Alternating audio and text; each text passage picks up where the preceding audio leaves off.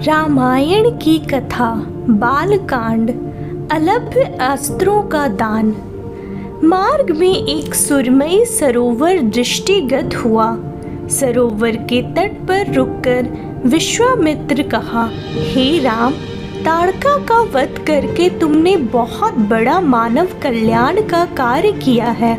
मैं तुम्हारे इस कार्य, पराक्रम एवं चातुर्य से अत्यधिक प्रसन्न हूँ। मैं तुम्हें कुछ ऐसी दुर्लभ अस्त्र प्रदान करता हूँ जिनकी सहायता से तुम दुर्दमनीय देवताओं, राक्षसों, यक्षों, नागादिकों को भी परास्त कर सकोगे। ये दंड चक्र, धर्म चक्र, काल चक्र और इंद्र चक्र नामक अस्त्र हैं। इन्हें तुम धारण करो। इनके धारण करने के पश्चात तुम किसी भी शत्रु को परास्त करने का सामर्थ्य प्राप्त कर लोगे। इनके अतिरिक्त मैं तुम्हें विद्युत निर्मित वज्रास्त्र, शिव जी का शूल, ब्रह्मशीर, एशिक और समस्त अस्त्रों से अधिक शक्तिशाली ब्रह्मास्त्र देता हूँ। इन्हें पाकर तुम तीनों लोकों में सर्वाधिक शक्ति संपन्न हो जाओगे। मैं तुम्हारी वीरता से इतना अधिक प्रसन्न हूँ कि तुम्हें प्रचंड मोद की व शिखर नाम की गदाएं प्रदान करते हुए मुझे अत्यंत हर्ष हो रहा है। मैं तुम्हें सूखी और गीली दोनों ही प्रकार की अश्नि व पिनाक के साथ ही साथ नारायणास्त्र, अग्न्यास्त्र, वायुवास्त्र, हैशिरास्त्र एवं क्रौंच अस्त्र भी तुम्हें प्रदान करता हूँ। अस्त्रों के अतिरिक्त मैं तुम्हें कुछ पाश भी देता हूँ, जिनमें धर्म पाश, काल पाश एवं वरुण पाश मुख्य हैं।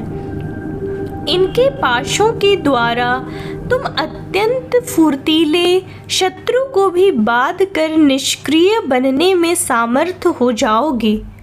राम, कुछ अस्त्र ऐसे हैं जिनका प्रयोग असुर लोग करते हैं। नीति कहती है कि शत्रुओं को उनके ही शस्त्रों से मारना चाहिए। इसलिए मैं तुम्हें असुर के द्वारा प्रयोग किए जाने वाले कंकाल, मूसल, घोर कपाल और किंकणी नामक अस्त्र भी देता हूँ। कुछ अस्त्र का प्रयोग विद्याधर करते हैं। उनमें प्रधान अस्त्र है खड्ग, मोहन, प्रश्वापन, प्रशमन, सौम, वर्षण, संतापन, विलापन, मादनास्त्र, गंधर्वास्त्र, मानवास्त्र, पैशाचास्त्र, तामस और अद्वितीय सौमनास्त्र। इन सभी अस्त्रों को भी मैं तुम्हें देता हूँ। ये मौसलास्त्र, सत्यास्त्र, असुरों का मायामय अस्त्र और भगवान सूर्य को प्रभास्त्र है, जिन्हें दिखाने मात्र से शत्रु निस्तेज होकर नष्ट हो जाते हैं। इन्हें भी तुम ग्रहण करो। अब इन अस्त्रों को देखो। ये कुछ विशेष प्रकार के अस्त्र हैं। ये सोम देवता द्वारा प्रयोग किए जाने वाले शिशिर एवं दारुण नाम के अस्त्र हैं। शिशिर के प्रयोग से शत्रु शीत से अकड़कर और दारुण्य के प्रयोग से शत्रु गर्मी से व्याकुल होकर मूर्छित हो जाते हैं।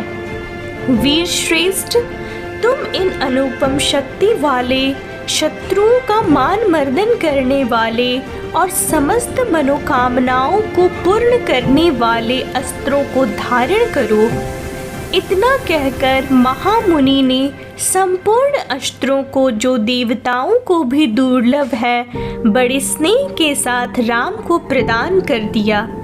उन अस्त्रों को पाकर राम अत्यंत प्रसन्न हुए और उन्होंने श्रद्धा के साथ गुरु को चरणों में प्रणाम किया और कहा, गुरुदेव, आपकी इस कृपा से मैं कृतार्थ हो गया हूँ। अब देवता, दैत्य, राक्षस, यक्ष आदि कोई भी मुझे परास्त नहीं कर सकता। मनुष्य की तो खैर बात ही क्या है, किंतु मुनिवर, इसी प्रकार के अस्त्र गंधर्वों, देवताओं, राक्षसों आदि के पास भी होंगे और उनका प्रयोग वे मुझ पर भी कर सकते हैं। कृपा करके उनसे बचने के उपाय भी मुझे बताइए। इसके अतिरिक्त ऐसा भी उपाय बताइए जिससे इन अस्त्रों को छोड़ने के पश्चात अपना कार्य करके यह अस्त्र पुनः मेरे पास वापस आ जावे। राम के इस प्रकार कहने पर विश्वामित्र बोले, राघव, शत्रुओं के अस्त्र को मार्ग में ही काट कर नष्ट करने वाला इन सत्यवान, सत्य कीर्ति, प्रतिहार, पराण मुख, अवान मुख, लक्ष्य, उपलक्ष्य आदि इन अस्त्रों को भी तुम ग्रहण करो। इन अस्त्रों को देने के बाद गुरु विश्वामित्र ने राम को वे विधियों भी बताई जिनके द्वारा प्रयोग किए हुए अस्त्र वापस आ जाते हैं। चलते चलते वे वन के अंधकार से निकलकर ऐसे स्थान पर पहुँचे जो भगवान भास्कर के दिव्य प्रकाश से अलौकिक हो रहा था और सामने नाना प्रकार के सुंदर वृक्ष, मनोरम उपत्यका एवं मनोमुग्धकारी दृश्य दिखाई दे रहे थे।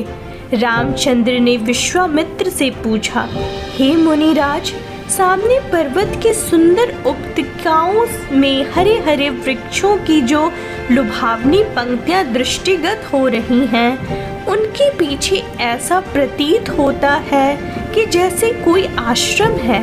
क्या वास्तव में ऐसा है या यह मेरी कल्पना मात्र है? वहाँ सुंदर सुंदर मधुर भाषी पक्षियों के झुंड भी दिखाई दे रहे हैं, जिससे प्रतीत होता है कि मेरी कल्पना निराधार नहीं है। जय श्री राम।